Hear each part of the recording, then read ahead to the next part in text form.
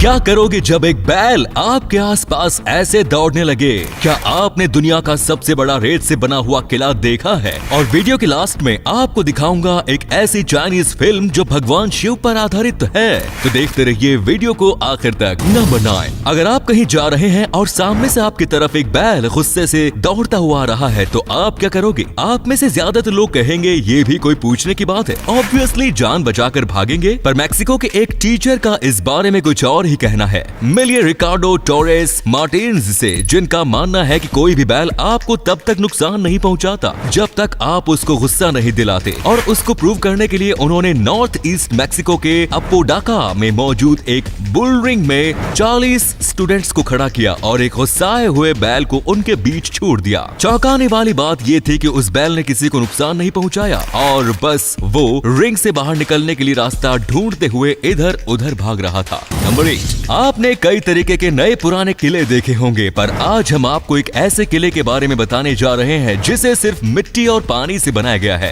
ये दुनिया का सबसे लंबा स्कैन कैस्टल है जिसकी ऊंचाई लगभग 17.65 मीटर यानी कि 57 फीट 11 इंच है। इस कैस्टल को बनाया है स्कल्पट्रा प्रोजेक्ट्स GmbH ने, जिसे जर्मनी के बिन्ज में 5 जून 2019 को बनाकर तैयार किया गया। इसे बनाने में 12 कलाकार, 8 टेक्नीशियंस और 3.5 वीक्स का टाइम लगा। इस कैस्टल में 11,000 टन मिट्टी का इस्तेमाल किया गया है, जिसे रोज 8 घंटे की कड़ी मेहनत से शानदार कैस्टल का रूप दिया गया। नंबर 7, आपने आज तक कई खूबसूरत और बड़े स्विमिंग पूल देखे होंगे जो तपती गर्मी के टाइम पर एक वरदान की तरह काम करते हैं, पर आज हम आपको एक ऐसे पूल के बारे में बताने जा रहे हैं जिसे दुनिया का पहला फ्लोटिंग स्काई पूल कहा जा रहा है। 115 फीट लंबे इस पूल को साउथ वेस्ट लंदन के वॉक्सहॉल के 9 एम्स में मौजूद 2 एम्बेसी गार्डन्स फ्लैट बिल्डिंग के बीच में बनाया गया है। 2 अपार्टमेंट बिल्डिंग्स को जोड़ने वाले इस पूल को हाल आर्किटेक्ट्स ने डिजाइन किया है, वहीं इसे फाइनल टच देने का काम किया है एक्सली ओ कैलहैगन के इंजीनियर्स ने।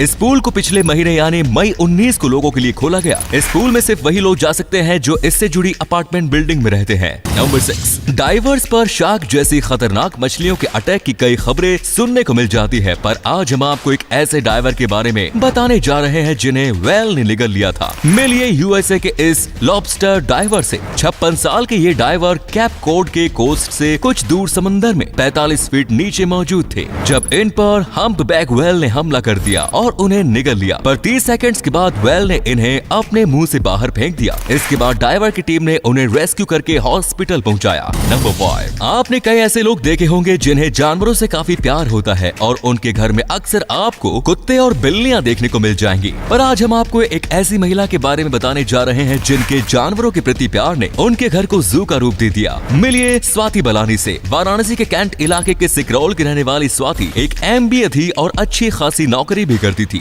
पर जानवरों से उनके प्यार ने उन्हें आखिरकार जानवरों के पास पहुंचा ही दिया। 40 साल की स्वाति के मिनी जू में 20 कुत्ते, 13 बिल्लियां, 2 सांड, 1 चील कबूतर और 5 दर्जन से ज्यादा प्रजाति के पक्षी हैं, जिन्हें वे अपने बच्चों की तरह प्यार करती हैं। जानवरों से उनके प्यार को देखकर वाराणसी के लोग उन्हें मोगली वुमन के नाम से बुलाते हैं। मजेदार बात तो ये है कि स्वाति के पाले हुए सभी जानवर काफी मिलजुल कर रहते हैं। नंबर 4, कबूतर जा पहले प्यार की पहली चिट्ठी साजन को दिया। ये गाना 90s का काफी फेमस गाना था जिसे आपने कभी न कभी तो सुना ही होगा, पर आज हम आपको इस गाने के बारे में नहीं बल्कि इसमें इस्तेमाल हुए कबूतर के बारे में बताने वाले हैं। पहले के टाइम पर जब फोन और इंटरनेट जैसी कोई चीज नहीं थी तो लोग चिट्ठी भेजकर अपने दिल की बातें शेयर करते थे और ये चिट्ठी कबूतर लेकर जाते थे। पर क्या आपने कभी सोचा है कि एक बार छोड़े जाने के बाद कबूतर वापस कैसे आ जाता था? तो इसका जवाब है अफीम। चिट्ठी पहुंचाने वाले कबूतर को पानी में अफीम मिलाकर पिलाया जाता था, इसीलिए वो एक बार पिंजरे से छोड़े जाने के बाद भी वापस वहीं आ जाता था क्योंकि उसे अफीम का पानी पीने की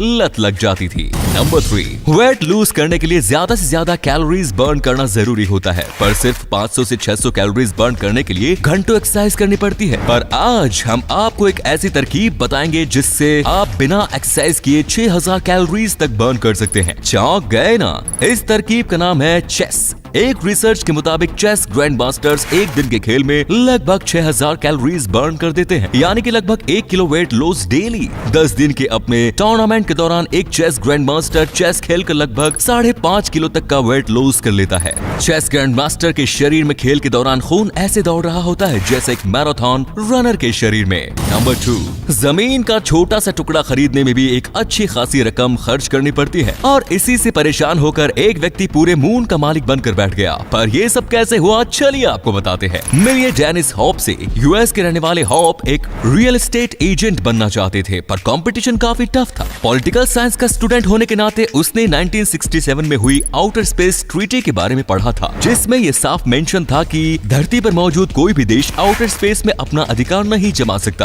और इस ट्रीटी को दुनिया के लगभग सभी देशों ने साइन किया। पर इस ट्रीटी में देश की बात की गई थी, एक अकेले इंसान की नहीं, और इसी का फायदा उठाया होप ने यूनाइटेड नेशंस को लेटर लिखकर चांद पर ऑनरशिप की बात कही, पर उसके लेटर का कोई जवाब नहीं आया और उसने चांद पर जमीन बेचने का कॉपीराइट लेकर अपने आप को चांद का मालिक घोषित कर दिया। 30 साल हो चुके हैं और होप अभी तक चांद पर कई प्रॉपर्टीज बेच चुके हैं। नंबर 1, क्या आपको पता है कि बॉलीवुड ही नहीं चाइनीज फिल्म इंडस्ट्री में भी हिंदू धर्म का जिक्र अक्सर किया जाता है। मशहूर Chinese film Iceman the time traveller, वो फिल्म जो समय यात्रा पर आधारित थी, इसमें बताया गया कि समय यात्रा पॉसिबल है और इसे करने के लिए समय चक्र की जरूरत पड़ती है जो आज भी धरती पर मौजूद है, लेकिन कहाँ है ये कोई नहीं जानता। फिल्म में रामायण काल का उदाहरण दिया गया और बताया गया कि किस तरह भगवान शिव ने राजकुमार राजू की भक्ति से खुश होकर उन्हें समय चक्र तोहफे में दिया, जिससे वो वापस अपने काल में जा सके और अपनी रानी सामा को मरने से बचा पाए। इसी तरह कई और भी चाइनीज फिल्में हैं जिसमें भगवान राम और हिंदू धर्म के अन्य देवी देवताओं को दिखाया गया है। दोस्तों, इससे साफ हो जाता है कि भले ही धरती धर्म, जाति, नस्ल और देश के आधार पर बांट दी गई है, लेकिन 5000 साल पुरानी हिंदू सभ्यता दुनिया के कोने कोने में बसी है। तो दोस्तों, अगर आपको ये वीडियो अच्छा लगा तो आप अपने दोस्तों के साथ इसे शेयर जरूर करें। इससे हमें मोटिवेशन मिलता है और भी अच्छी वीडियोस लगातार बनाते रहने के लिए। अपने 5 मिनट देने के लिए बहुत बहुत धन्यवाद। ऐसे ही वीडियोस देखते रहने के लिए सीक्रेट इंडियन टीवी को अभी फॉलो करें। धन्यवाद।